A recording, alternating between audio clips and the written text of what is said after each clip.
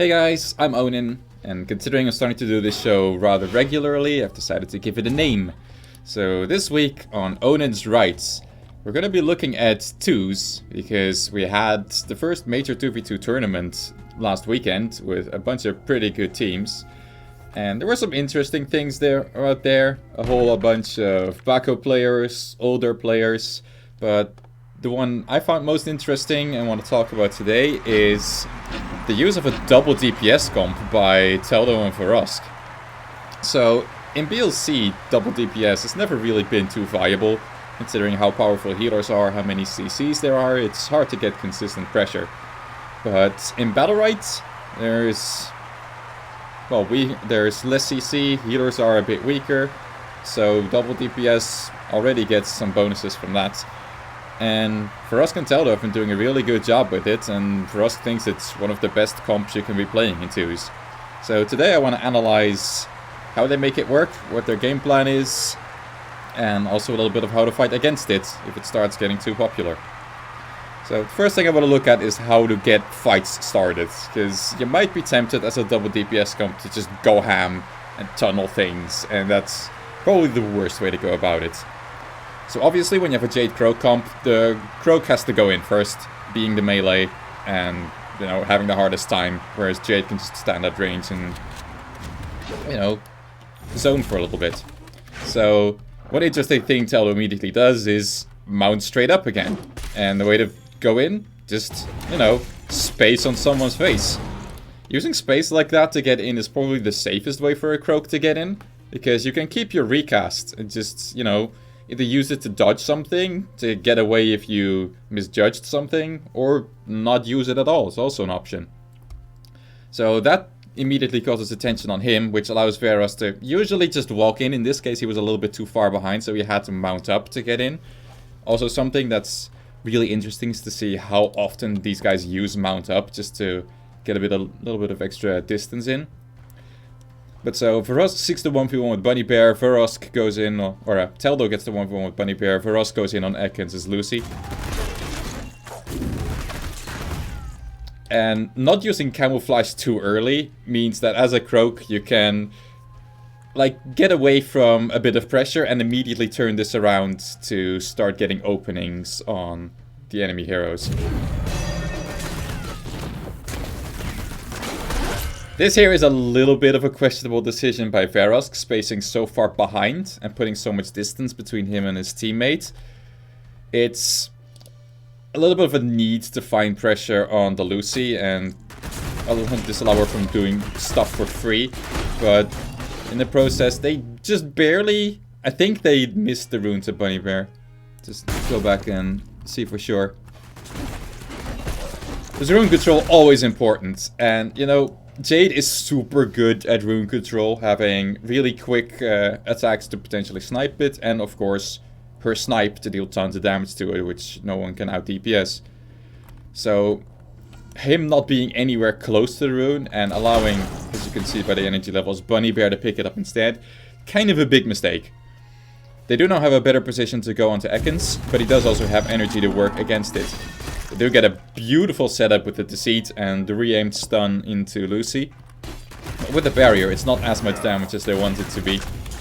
Get a Petrify on Teldo to get a bunch of pressure off of them, but it's not enough to keep him out of him. He's still rather healthy, he has a bunch of cooldowns.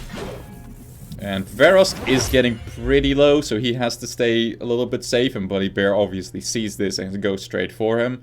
But with Teldo distracting him, he can't exactly commit to that. And then this spot is so amazing. Verosk peeks around the corner, winds up a snipe to try and get the rune as quickly as possible, and Bunny Bear just straight up sees him.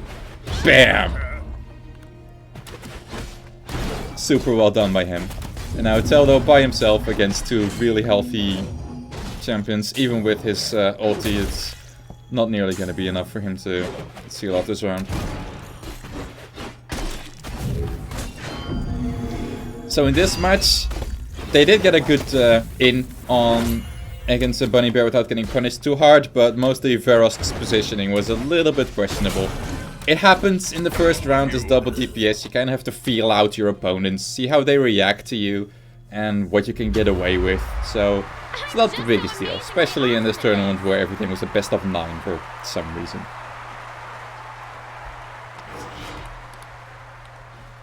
So then let's talk about game plan. As I might have to skip around in this thing to get it to not bug out. The replays are a little bit buggy, I kind of have to work with it. So generally, your game plan as double DPS is to use your pressure in ways that actually give you advantages. And there's two major advantages you want to be looking at. The first is one that everyone looks for, but it's especially important for double DPS, which is rune control. Because runes are about the only way you can reliably get health back.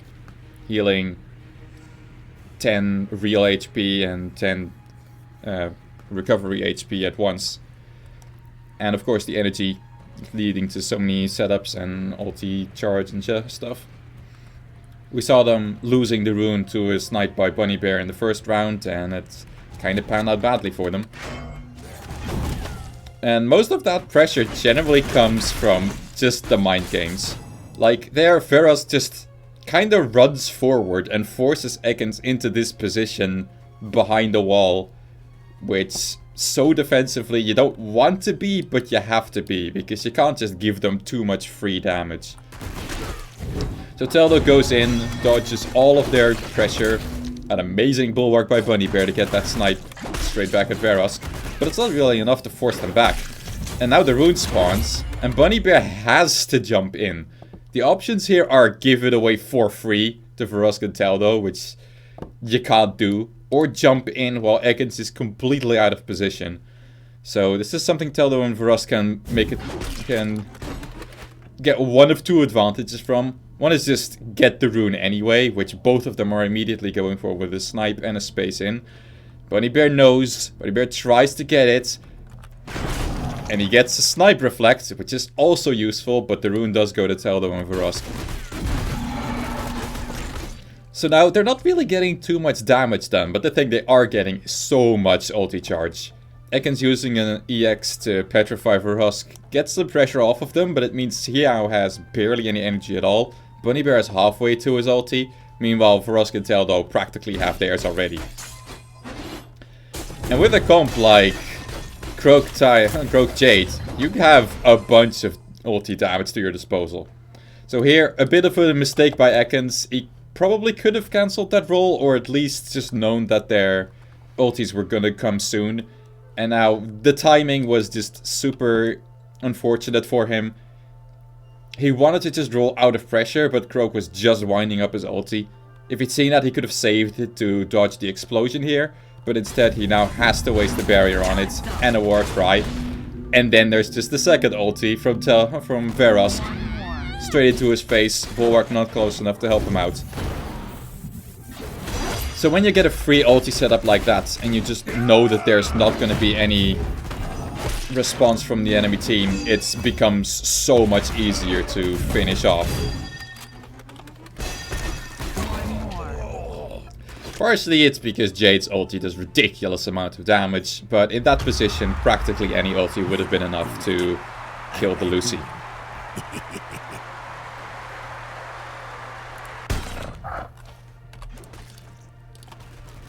Skipping forward a little bit again. So in round 3, we're going to be seeing a little bit of how they really make this energy gain based playstyle work. And mostly what you have got to realize at this point is that their comp is very much focused on setups and the rewards for those setups.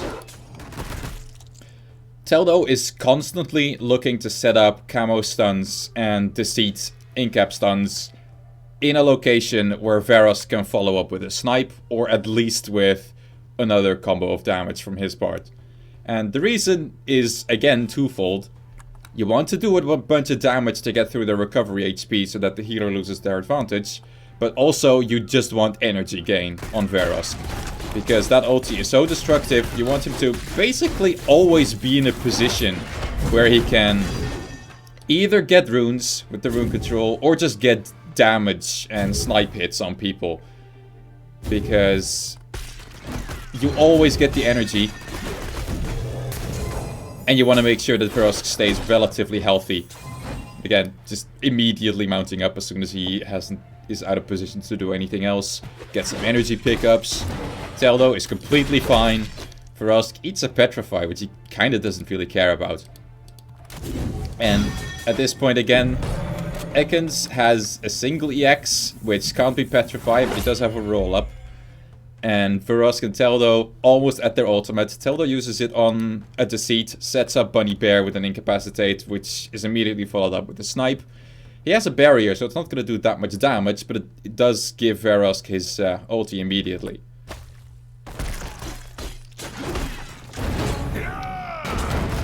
Teldo eats the Incap into ulti combo, which is the first actual high burst damage that he takes, but he's still not too worried. It's a Croak. Kind of a whiffed ultimate from Verosk, a little bit impatient seeing his teammate go down that far, but a really good Venom, which explodes, eats a barrier. And then just straight back into being an elusive little bastard that can't get hit. Sets up another Deceit combo, comes around for the Camouflage, can't quite hit Ekans with it. Even though they would like to, getting the guaranteed damage is much more important than trying to finish off a healer. Because, again, that's how you secure yourself the energy advantage, and now Verosk again has an ultimate.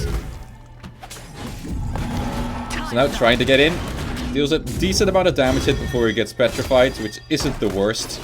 Camo stun gets dispelled at least. But if you don't snipe someone that you have incapped, you can always just disabling shot him, get the silence, get the energy from that, just keep hitting them. I don't know how that snipe missed. Another unfortunate one for Verosk, but they're still doing pretty fine. They haven't taken any damage in the past 20 seconds or so. Then they get another rune pickup, Deceit combo on Lucy, and with both of them getting in there and Bunny Bear on the other side of a wall, she just blows up. And with Bulwark off cooldown, another ulti to the face seals the round. So you can see how important it is to have one character that can create a whole bunch of space with setups like Deceit and with just being an elusive bastard with all of his spaces and such.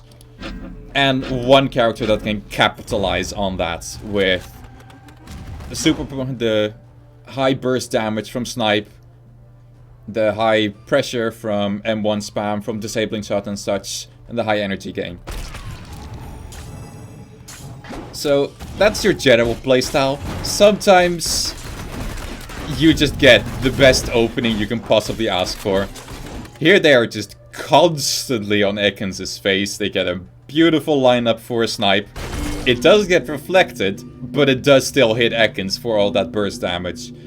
And in this position, there's just so little either of them can do. Like, Bunny Bear can only try and get one of the two off of her. And Ekans kinda just has to run away, eats a stun, still gets chased down, gets the war cry, still gets chased down, still nothing that can be done against her. Lands a beautiful petrify, but look at this, she stood here, petrifies both of them. By the time it's almost up, she's standing over here and is practically still in the middle of them. There comes the ulti, with no rollout, has to be a barrier, which immediately is used up.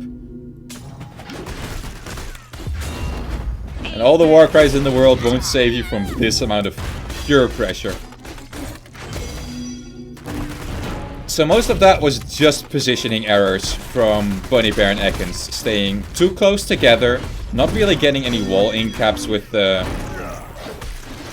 Baco to relieve some of the pressure, and just being unable to separate Teldo and Verosk from each other to limit their damage output. So it's always important as the double DPS to find such major weaknesses in the middle of the fray. Like, it's not your primary game plan, because your primary game plan needs to be under the assumption that your opponent doesn't make positional errors like those. But when they do happen, you need to go ham at that stage. So it's not just the idea of going ham shouldn't be your go-to, but once the opportunity presents itself, you should be more than ready to go for it. And it doesn't mean you specifically always have to go for the healer. That's a general misconception that people really need to get rid of. Going for the healer sounds like a good idea, and when you have someone like Lucy that can easily be punished if she misses something, you might be more inclined to find those openings. Like, it might be easier to see them. But sometimes, you know, let me just get back a couple seconds. Sometimes a Vanguard jumps in on you, decides this defensive playstyle isn't working, we've been losing all of these rounds, I need to go offensive, I need to pressure Verosk so he doesn't do as much damage. Well, that means using your cooldowns offensively and eating so much M1 damage. Look at him, almost down to half HP in the round, has barely even started. And immediately Teldo, who was annoying Ekans over here, is like, screw that, I could just stun Bunny Bear and add up even more pressure to him. Always keep your eye out for the rune, that's still your primary game plan, get that energy advantage, get the extra health. So he had a clean snipe on either of them, chooses the rune instead because it's even more important than that permanent snipe damage. But still, just nothing but pressure on Bako. There's an in-cap on Lucy because, well, she was in range and CCs on the healer tend to be more valuable. But still, Bunny Bear is not in a good place, still gets focused by Teldo, even though he hadn't been doing that at any point in the match. And there the damage adds up to a kill. Verosk still gets himself a rune. Always making sure that your opponent can't get any resources to get back into the game.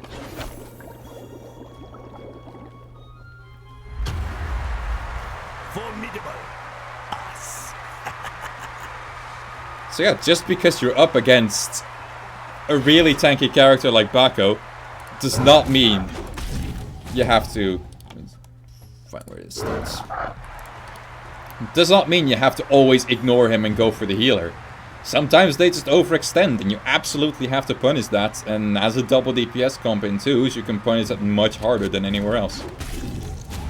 So now Bunny Bear kind of noticed that mistake, so he's gonna stay at a distance. Ekans is gonna stay at an even further distance to kind of try and keep both Teldo and Verosk apart and also not give them the easiest openings into their team. And Bunny Bear goes back to trying to pressure Teldo and just make life hard for him. It's not gonna do as much damage back, but he just keeps control. That's the thing that you need to do as a healer comp against double DPS. You need to keep control one way or another.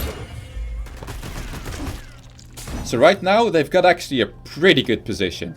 So Verosk and Teldo are... well, everyone is basically in range of this rune, which is better than Ekans and Bunny Bear have been doing in most rounds. At this point, you have to be very confident in your comp to see who can get the last hit on this. You need to know exactly what both your damage numbers and your timings are going to be. So something I'm sure Teldo and Verosk have done a lot of practice with, since it's so important for them to hit it in their comp. But in this case, you might have missed it, so let me just wind back and play this on the lowest speed. The snipe by Ekans. Probably not entirely planned that way, but really worked out for them. Just getting the projectile from her M1 in just after Teldo hit his space damage. So now all of that energy advantage that's so vital, all of it is on the side of Bunny Bear and Verosk. Or Bunny Bear and Ekans. And then he scripts his ultimate. So unfortunate, but actually Verosk uses the invulnerability frames on his stealth in order to dodge it. So very well played by him. And you can see, at this point he has 60 health. If it had hit, he would have been dead immediately. But that puts Bunny Bear completely out of position. Ekans in harm's way. And he manages to get out with only a single hit, but he's very low on health. Teldo was straight on his face. And even with all the pressure that Bunny Bear can put on Verosk, it's still not enough to escape from Teldo. So for a second that was looking really good for Bunny Bear and Ekans, but just one mistimed cooldown on Bunny Bear's part and a round that could have been his is taken away from him.